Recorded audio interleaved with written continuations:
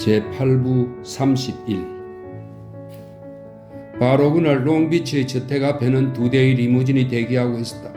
한 대는 코니 코를레오네와 그녀의 어머니, 남편, 그리고 두 아이들을 공항에 데려가려고 기다리고 있었다. 카를로 리치의 가족은 이사 준비를 할 겸 휴가를 보내기 위해 라스베가스로 가려는 것이었다. 코니가 반발했지만 마이클은 아랑곳하지 않고 카를로에게 휴가를 명령했다. 코를레오네 패밀리와 바르디니 패밀리 간의 회동이 열리기 전 모든 사람들이 저택을 떠나야 한다는 사실을 설명하지 않은 것이다. 사실 회담 자체는 극비였다. 그것을 아는 사람은 패밀리의 카프레진 뿐이었다. 또 다른 리무진은 케이가 아이들과 뉴햄프셔에 있는 친정에 타고 갈 차였다. 마이클은 긴급히 해결할 일이 있어서 저택에 남아있겠다고 했다. 그런데 카를로가 여행을 떠나기 전날 밤 마이클은 돌연 카를로에게 여행을 며칠 연기하고 가족들만 먼저 보내라고 했다. 코니는 발끈 성을 내며 마이클에게 항의하려고 전화를 걸었지만 그는 시내에 가고 없었다. 코니는 지금도 마이클을 이리저리 찾아다니고 있었다. 그러나 마이클은 톰 헤이건과 방문을 걸어잠그고 들어가 아무도 못 들어오게 했다. 하는 수 없이 코니는 리무진에 올라타면서 카를로에게 작별 키스를 했다. 이틀 내에 오지 않으면 내가 다시 돌아올 거예요. 코니가 앙탈을 부렸다. 카를로는 능글맞게 웃으며 알았어, 곧 갈게 라고 말했다. 코니는 창문 밖으로 고개를 빼고 마이클이 왜 남으라고 했죠? 라고 물었다. 걱정스러운 듯 얼굴을 찡그린 코니는 나이보다 더 늙고 추해 보였다. 카를로는 어깨를 으쓱했다. 내게 중대한 일을 맡긴다고 약속했어. 아마 그 때문일 거야. 내게 그런 암시를 주었거든. 카를로는 바르디니 패밀리와의 회담 계획에 대해서는 모르고 있었다. 코니가 상기된 목소리로 물었다. 정말이에요, 카를로? 카를로는 그녀를 안심시키기 위해 고개를 끄덕였다. 리무진이 저택의 정문을 빠져나갔다. 그때서야 마이클은 케이와 아이들에게 작별 인사를 하려고 나타났다. 카를로도 케이에게 다가와 즐거운 여행을 하기 바란다고 인사를 했다. 드디어 두 번째 리무진도 정문을 빠져나갔다. 마이클이 말했다. 여기 붙잡아둬서 미안하네. 이틀 이상 걸리지 않을 거야. 카를로가 얼른 대답했다. 아니요, 괜찮습니다. 좋아, 전화 옆에 붙어있게. 준비가 되면 내가 전화를 하지. 우선 몇 가지 정보를 얻어야 할 게 있거든. 알았어요. 카를로는 이렇게 말하고 집으로 돌아왔다. 그는 웨스트버리에 몰래 숨기던 정부에게 전화를 걸어 밤늦게 찾아가겠다고 약속했다. 그런 다음 위스키를 한 잔 마시며 전화를 기다렸다. 한참이 지났다. 정오가 막 지나고 자동차들이 속속 도착했다. 자동차에서 클레멘자가 내리고 잠시 후에 다른 자동차에서 테시오가 내리는 게 보였다. 두 사람 모두 경호원을 대동하고 마이클의 집으로 들어갔다. 두서너 시간 뒤 클레멘자는 그 집을 나왔지만 테시오의 모습은 보이지 않았다. 카를로는 집 밖으로 나가 10분가량 신선한 공기를 마셨다. 그는 저택을 지키는 경비원들을 죄다 알고 있었고 그들 중에는 친하게 지내는 사람들도 있었다. 그는 잡담이나 나누며 시간을 보내야겠다고 생각했다. 그런데 놀랍게도 오늘은 그가 아는 경비원이 아무도 없었다. 이상한 기분이 들었다. 더 놀라운 점은 정문을 지키고 있는 사람이 로코 램포네였다. 그가 알기에 로코는 패밀리에서 간부급이었다. 특별한 상황이 아니면 이런 하찮은 업무를 맡길 리가 없었다. 로코는 카를로에게 친근한 미소를 지으며 아는 체 했다. 이봐요. 대부와 함께 휴가를 떠난 걸로 알고 있는데? 카를로가 어깨를 으쓱했다. 마이클이 하루 이틀 뒤에 출발했으면 하더군. 내게 맡길 일이 있는 모양이야. 아, 내게도 정문을 좀 지키라고 그러더군. 제 얘기를 어쩌겠어. 대장이 시키면 해야지. 로코 램프네의 말투는 마이클을 얕잡아 보는 듯 했다. 카를로는 그 말투에 신경 쓰지 않았다. 오히려 마이클은 생각 없이 일을 하는 사람이 아니야 라고 가볍게 꾸짖었다. 로코는 자기를 비난하는 말에 잠자코 있었다. 카를로는 로코와 오랫동안 잡담을 하다가 집으로 돌아왔다. 무슨 일이 벌어지고 있는 것 같은데 로코는 통 모르는 것 같았다. 마이클은 거실 창가에 서서 카를로가 저택 주위를 어슬렁거리는 모습을 보았다. 헤이건이 그에게 독한 브랜디를 한 잔 갖다 주었다. 마이클은 고맙게 받아 홀짝거리며 마셨다. 등 뒤에서 헤이건이 부드럽게 말했다. 마이클, 이제 슬슬 움직일 때가 되었네. 마이클이 한숨을 내쉬었다. 되도록 천천히 하고 싶네요. 아버지가 계셨다면 좀 더 늦추셨을 것 같아요. 모두 잘 될 거야. 나만 입 다물고 있으면 아무도 모르네. 정말 계획을 잘 세웠어? 헤이건이 말했다. 마이클이 헤이건을 돌아다보며 말했다. 아버지께서 계획의 대부분을 세우셨어요. 아버지가 이렇게 현명한 분인 줄 몰랐어요. 당신은 알고 있었죠? 누구나 그분을 좋아했네. 하지만 이번 일도 훌륭해. 최고네. 자네도 그분 못지않아. 헤이건이 말했다. 어떻게 될지 두고 봐야지요. 테시와 클레멘자는 저택에 도착했어요?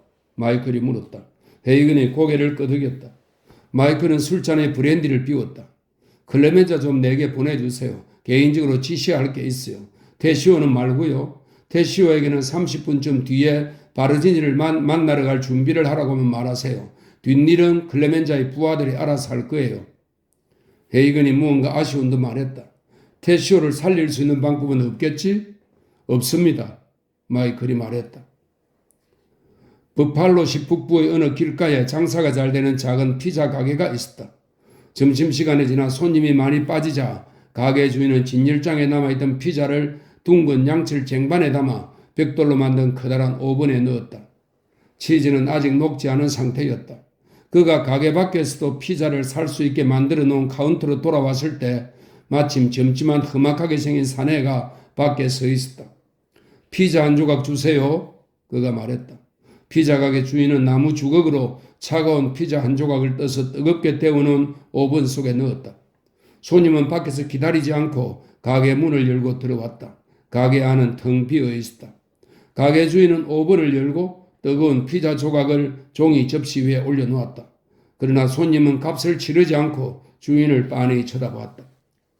가슴에 문신이 있다고 들었습니다. 셔츠 위로 살짝 보이더군요. 나머지도 좀 보여주시겠습니까? 가게 주인은 표정이 굳어졌다. 그는 온몸이 마비된 것 같았다. 셔츠를 열어보시오. 가게 주인은 고개를 설레설레 흔들었다. 난 문신 같은 거 없어요. 그 사람은 밤에 일하러 와요. 그는 딱딱한 억양의 영어로 말했다. 손님이 웃었다. 그것은 억지로 꾸민 기분 나쁜 웃음이었다. 자, 어서 단추를 풀어보시오. 좀 봅시다. 가게 주인은 커다란 오븐 쪽으로 뒷걸음질 쳤다. 그때 손님이 카운터 위로 손을 들어 올렸다. 그 손에는 총이 들려 있었다. 그는 총을 발사했다. 총알이 가게 주인의 가슴을 관통했다. 가게 주인은 오븐에 쿵 하고 부딪혔다. 손님이 다시 그의 몸에 총을 발사했다. 가게 주인은 바닥에 나동그라졌다. 손님은 카운터를 돌아가서 허리를 구부리고 셔츠의 단추를 풀었다. 가슴에는 피가 흥건했지만 껴안고 있는 남녀를 칼로 찌르는 모습의 문신이 또렷이 보였다. 가게 주인은 최고의 방어인 듯 한 팔을 들어 문신을 가리려고 했다. 저격수가 말했다. 파버리지요. 마이클 코로네오네가 안부를 전했소. 그는 총을 앞으로 더 빼 가게 주인의 머리에 가까이 대고 방아쇠를 당겼다. 그런 다음 가게를 걸어 나왔다. 도로가에는 문을 열어놓은 차가 기다리고 있었다. 그가 올라타자 자동차는 속력을 내며 달렸다. 로코 램폰에는 정문의 쇠기둥에 설치해 놓은 전화가 울리자 수화기를 들었다. 누군가 당신의 짐이 준비됐소 라고 말하고는 전화를 끊었다. 로코는 차를 타고 저택을 빠져나왔다. 그는 소니가 죽음을 당했던 존스비치 제방길을 가로질러 원타프 철도역으로 갔다. 그리고 거기에 차를 세웠다. 저만치 두 남자가 탄 차가 그를 기다리고 있었다. 그들은 차를 타고 10분 정도 달리다가 선다이저 고속도로 변 모텔 앞에 차를 세웠다. 로크 램폰에는 두 남자를 차에 남겨둔 채 농가풍의 방갈로로 들어갔다. 그는 경첩이 튀어나오도록 문을 걷어찬 다음 방으로 뛰어들어갔다. 70 노인인 필립 타탈리아는 벌거벗은 채 젊은 여자 배 위에서 엉거주춤한 자세를 취하고 있었다. 필립 타탈리아의 수많은 머리카락은 칠흑처럼 검었지만 사타구니의 음모는 희끗희끗했다. 그의 몸은 새처럼 말랑말랑하고 포동포동했다. 로코는 그의 배에 네 발의 총을 쏘았다. 그리고 뒤돌아서서 뚜벅뚜벅 차로 왔다. 차에 타고 있던 두 남자는 그곳을 떠나 로코를 원타프 역에 내려주었다. 로코는 자기 차를 타고 저택으로 돌아왔다. 그리고 마이클 코르네오를 만나러 잠깐 들어갔다 나와서 다시 정문의 보초를 서기 시작했다. 아파트에 혼자 있던 엘버트 내리는 제복 손질을 끝내고 천천히 제복을 입었다. 바지와 셔츠를 입고 타이를 맨 다음 자켓을 입고 권총 집과 권총 벨트를 찼다. 경찰관을 그만둘 때 총은 반납했지만 나머지는 행정감독이 소홀한 틈을 타 반납하지 않은 것이다. 추적이 불가능한 경찰용 특수신형 389경 권총은 클레멘자가 준비해 주었다. 내리는 권총을 꺾어 기름칠을 하고 격철을 검사한 다음 다시 맞추고 방아쇠를 당겨보았다. 그런 다음 탄창을 끼우고 표적을 겨냥해 보았다. 내리는 두꺼운 종이 가방에 경찰 모자를 넣고 경찰 제복이 보이지 않도록 일반 외투를 입었다. 시간을 확인해 보았다. 자동차가 도착할 때까지는 15분가량 남아있었다. 그는 15분 동안 자기 모습을 거울에 비춰 보았다. 아무 문제도 없었다. 진짜 경찰처럼 보였다. 밖으로 나가니 로코 램포네가 앞자리에 탄 채 그를 기다리고 있었다. 내리는 뒷자리에 탔다. 아파트에 사는 이웃 사람이 떠나기를 기다린 후에 그의 차가 시내를 향해 출발했다. 내리는 외투를 벗어 차 바닥에 내려놓았다. 그리고 종이 가방에서 경찰 모자를 꺼내 썼다. 55번가와 5번가가 만나는 지점에서 차가 멈추자 내리는 차에서 내렸다. 그는 5번가 쪽으로 걸어 내려갔다. 예전에는 흔히 하던 일이지만 오랜만에 경찰복을 입고 순찰을 하다니 어색한 기분이 들었다. 거리는 사람들로 북적거렸다. 그는 성 패트릭 성당을 가로질러 록펠러 센터까지 걸어갔다. 그가 걸어가고 있는 5번가 방향으로 그가 찾는 리무진이 보였다. 그 차는 빨간색으로 표시한 주차 금지 구역과 정차 금지 구역 사이에 교묘하게 차를 대놓고 있었다. 내리는 너무 빨리 걷고 있어서 속도를 조금 늦추었다. 그는 걸음을 멈추고 교통규칙 위반 신고서를 꺼내 뭐라고 적은 다음 다시 걷기 시작했다. 리무진에 가까이 다가오자 그는 경찰봉으로 리무진의 범프를 톡톡 쳤다. 운전사가 놀라서 쳐다봤다. 내리는 봉으로 정차금지 표지판을 가리키며 차를 빼라고 말했다. 운전수는 못 들은 척 고개를 돌렸다. 내리는 보도로 올라와 창문이 열려있는 쪽으로 왔다. 험악하게 생긴 운전사는 내리가 한 방 먹이고 싶어하는 그런 부류였다. 내리는 일부러 거칠게 말했다. 어이, 딱지 떼고 싶어? 아님 빨리 차를 빼시든지. 운전사는 얼굴 표정 하나 바꾸지 않고 말했다. 당신 구역이나 챙기시지. 딱지 떼고 싶으면 떼시오. 빨리 여기서 차 빼지 못해? 안 빼면 차에서 끓여내 뜨거운 맛을 보여주겠어. 내리가 호통쳤다. 운전수는 한 손에 쥘 수 있도록 꼬깃꼬깃하게 접은 10달러짜리 지폐를 내리의 셔츠 안쪽에 쑤셔 넣으려고 했다. 내리는 뒤로 물러서더니 손가락을 구부려 나오라는 신용을 했다. 운전수는 차 밖으로 나왔다. 면허증과 자동차 등록증 좀 봅시다. 내리가 말했다. 이제 차를 옮겨주기를 바라는 것은 포기해야 했다. 그때 얼핏 건장하고 땅딸막한 남자 셋이 플라자 빌딩 층계를 내려와 도로로 오는 것이 보였다. 바르지니와 2명의 경호원이 마이클 코르네오를 만나러 가는 길이었다. 경호원 중 한 명이 차에 무슨 일이 일어났는지 확인하려고 급히 달려왔다. 무슨 일이야? 그가 운전수에게 물었다. 운전수가 퉁명스럽게 대답했다. 아무 일도 아니야. 딱지 떼고 있어. 이 자는 새로운 경찰인가 봐. 그때 다른 경호원과 걸어온 바르지니가 화가 나서 목소리를 높였다. 도대체 무슨 일이야? 내리는 교통법규 위반 신고서에 기록한 뒤 등록증과 면허증을 돌려주었다. 그런 다음 신고서를 주머니에 넣으면서 동시에 389경 권총을 꺼냈다. 그는 떡 벌어진 바르지니의 가슴에 권총 3발을 발사했다. 나머지 3사람은 너무 놀라 그 자리에 얼어붙은 듯 피하지도 못했다. 내리는 얼른 인파 속으로 뛰어들어 모퉁이를 돌아 그를 기다리고 있는 차가 있는 곳으로 걸어갔다. 내리를 태운 차는 속력을 내며 9번가를 향해 달려 시내로 사라졌다. 첼시 공원 근처에 이르자 내리는 모자를 벗어 창밖으로 던진 다음 사복으로 갈아입고 외투를 걸쳤다. 그리고 나서 대기하고 있던 다른 차로 옮겨 탔다. 두고 내린 경찰 제복과 총은 남아있는 사람들이 적절히 폐기할 것이다. 1시간 뒤에 내리는 안전하게 롱비치 저택에 도착해서 마이클 코르레오네에게 보고를 했다. 테시오는 전 대부의 집 부엌에서 커피를 홀짝이며 기다리고 있었다. 드디어 톰 헤이건이 그를 불렀다. 이제 마이클이 준비를 다 했습니다. 바르지니에게 전화를 걸어 이제 출발한다고 전하십시오. 테시오는 자리에서 일어나 벽에 걸린 전화기를 향해 걸어갔다. 그는 뉴욕에 있는 바르디니 사무실로 전화를 걸어 간단하게 지금 브루클린으로 가는 중입니다. 라고 말했다. 그는 전화를 끊고 헤이건에게 미소를 보냈다. 오늘 밤 마이클이 협상을 잘해야 할 텐데 헤이건은 차분한 목소리로 잘할 겁니다. 라고 말했다. 그는 테시오를 부엌으로 데리고 밖으로 나왔다. 그들은 마이클의 집으로 갔다.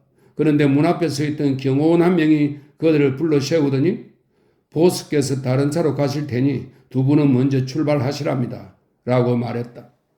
테시오는 얼굴을 찌푸리며 헤이건을 쳐다보았다. 젠장, 그러면 안 되는데 내 계획이 다 틀어지는데? 테시오가 무심코 중얼거렸다. 그때 어디선가 3명의 경호원이 더 나타나 그들을 에워쌌다. 테시오, 나도 못 갑니다. 헤이건이 말했다. 그 순간 테시오는 모든 것을 눈치챘다. 그리고 체념했다. 그는 온몸에 힘이 쭉 빠졌지만 간신히 몸을 추스려 헤이건에게 물었다. 마이클에게 사업상 그렇게 되었다고 전해주시오. 그를 좋아한다는 것도? 헤이건이 고개를 끄덕였다. 마이클도 알고 있습니다. 테시오는 잠시 말을 멈추었다가 간청했다. 톰, 날 좀 살려주시오. 예증을 생각했어. 헤이건은 천천히 고개를 저었다. 안 됩니다. 테시오는 경호원들에게 잡혀 기다리고 있던 차에 태워졌다. 헤이건은 마음이 아팠다. 테시오는 코를레오네 패밀리에서도 가장 유능한 카프레짐이었다. 돈 코를레오네는 루카 브라시를 빼고 그를 가장 신임했다. 그렇게 영리한 사람이 인생의 말년에 이처럼 치명적인 오판을 했다는 것이 안타까웠다. 여전히 마이클과의談판을 기다리고 있던 카를로 리치는 사람들이 도착하고 떠나는 모습을 보며 점점 더 초조해졌다. 무언가 자신만 모르는 중대한 일이 벌어지고 있는 게 틀림없다는 생각이 들었다. 그는 조바심이 나서 마이클에게 전화를 했다. 경호원이 전화를 받았다. 경호원은 잠시 후에 돌아와 마이클이 곧 갈 테니 꼼짝 말고 앉아 있으라고 했다고 전했다.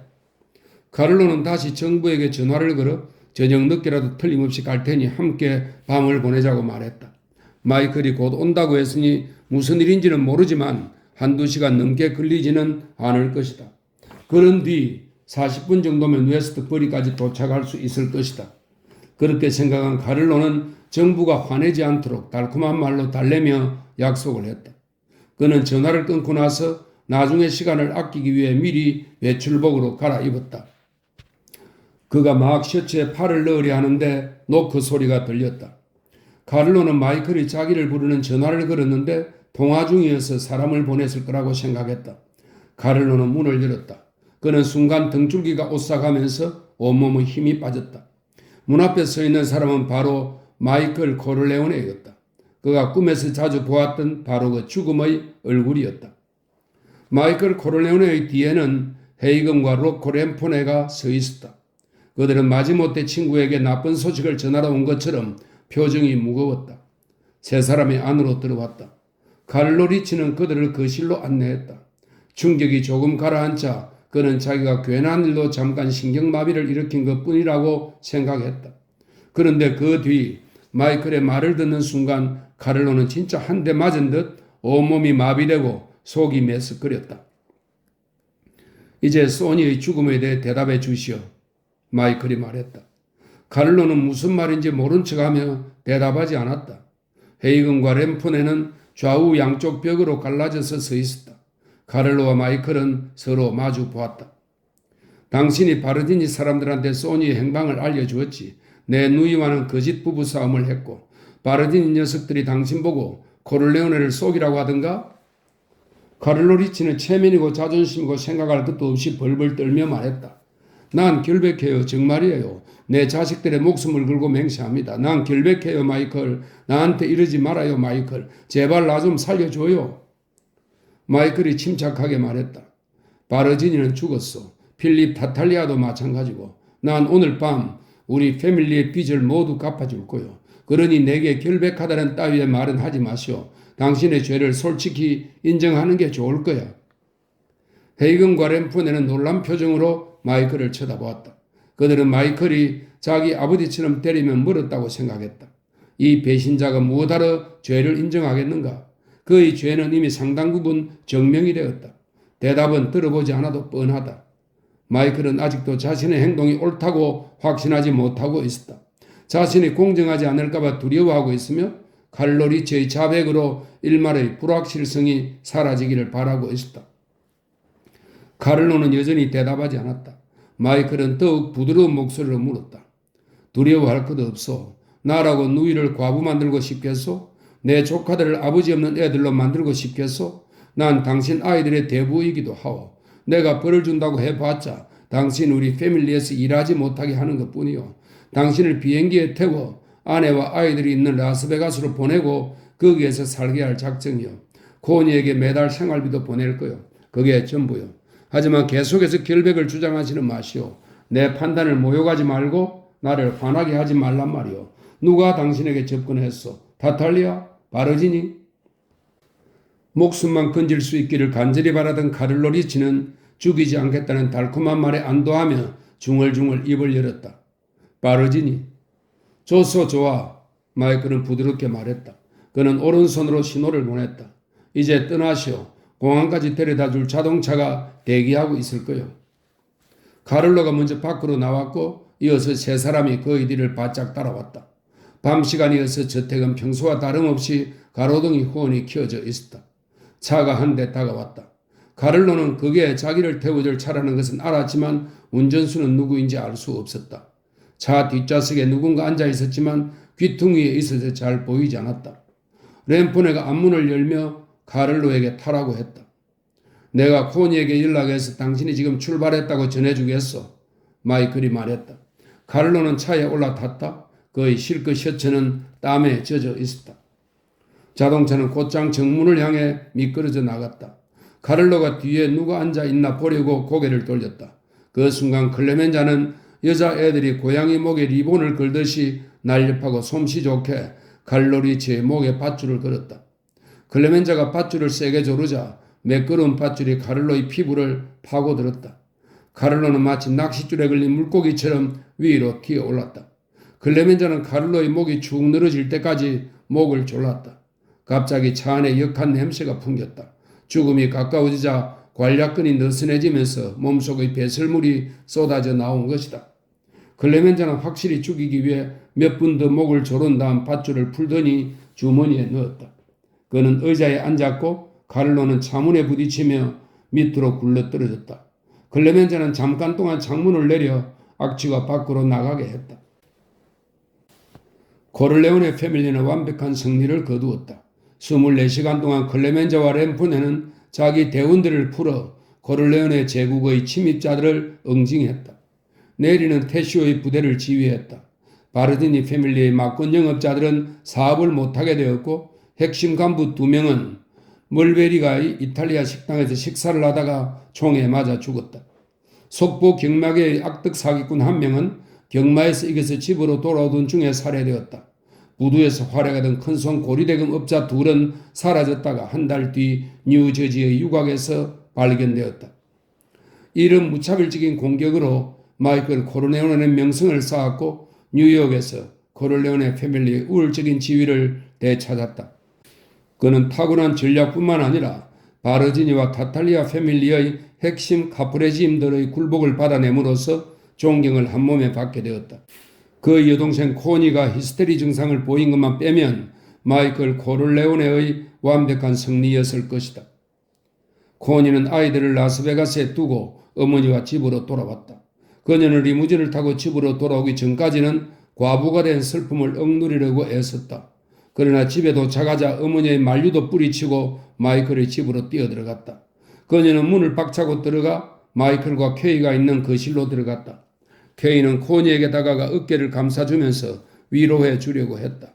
그러나 코니가 자기 오빠에게 저주와 비난을 퍼붓자 주춤했다. 이 나쁜 놈아, 네가 내 남편을 죽였지? 아버지가 돌아가실 때까지 기다렸다가 아무도 말릴 사람이 없으니까 그를 죽인 거지? 너가 내 남편을 죽였어. 소니 오빠가 죽은 게 카를로 탓이라고 생각한 거야. 넌 항상 그랬어. 모두들 그랬지. 한 번이라도 내 생각해 준 적이 있어? 난 이제 어떻게 살아? 난 이제 어떻게 살아가란 말이야? 코니가 울부짖었다. 마이클의 경호원 2명이 코니의 뒤로 가서 그녀가 진정하기를 기다렸다. 케이가 놀란 목소리로 말했다. 코니 진정해요. 이러지 말아요. 코니는 히스테리 증상이 가라앉았다. 그러나 목소리에는 여전히 도끼가 서려 있었다. 왜 오빠가 내게 그렇게 냉정하게 대했는지 알아요? 왜 카를로를 여기 살게 했는지 알아요? 오빠는 항상 내 남편을 죽일 기회만 엿보고 있었어요. 하지만 아버지가 살아계신 동안에는 감히 그러지 못했죠. 아버지가 말리 섰을 테니까요. 오빠는 그걸 알았어요. 그래서 기다린 거죠. 그러면서 우리를 안심시키려고 우리 애들의 대부를 써주었죠. 정말 잔인한 사람이에요. 언니는 자기 남편을 얼마나 안다고 생각해요? 오빠가 내 남편까지 얼마나 많은 사람을 죽였는지 알아요? 신문 좀 읽어보세요. 바르지니와 타탈리아 그 밖에 얼마나 많은지 몰라요. 우리 오빠가 그 사람들을 죽였다고요. 그녀는 다시 히스테리 증상이 나타났다. 그녀는 마이클의 얼굴에 침을 뱉으려고 했지만 입이 말라 침이 나오지 않았다. 코니를 데려가서 의사에게 보여. 마이클이 말했다. 2명의 경호원이 즉시 코니의 팔을 잡고 집 밖으로 데리고 나갔다. 케이는 공포에 질리고 충격에서 벗어나지 못했다. 코니가 하는 말이 다 뭐죠? 왜 코니가 그런 생각을 갖고 있냐고요? 그녀가 마이클에게 물었다. 마이클이 어깨를 으쓱했다. 코니가 히스테리를 부리는 거야. 케이는 그의 눈을 노려보았다. 마이클, 모두 사실이 아니죠. 제발 사실이 아니라고 말해봐요. 마이클은 짜증스럽게 고개를 저었다. 물론 사실이 아니야. 나만 믿어. 좋아. 이번 한 번만 내 일에 대해 묻게 해주겠어. 내가 대답해주지. 그건 사실이 아니야. 그는 어느 때보다도 확고하게 말했다. 케이의 눈을 똑바로 쳐다보고 결혼 생활에서 쌓아올린 서로에 대한 신뢰를 최대한 이용해 자기를 믿게 하려고 했다. 케이는 더 이상 의심할 수가 없었다. 케이는 애써 웃으면서 마이클의 품으로 달려들며 키스를 했다. 우리 둘 다 술이 한 잔 필요해요. 그녀는 이렇게 말하고는 얼음을 가지러 부엌으로 들어갔다. 부엌에서 막 나오려는데 열린 문을 통해 클레멘자와 네리 그리고 로코 램프네가 경호원들과 함께 집으로 들어오는 모습이 보였다. 마이클은 케이를 등지고 서 있었지만 케이가 조금 방향을 바꾸니 그의 옆모습이 보였다. 클레멘자는 마이클에게 정중하게 경의를 표시했다.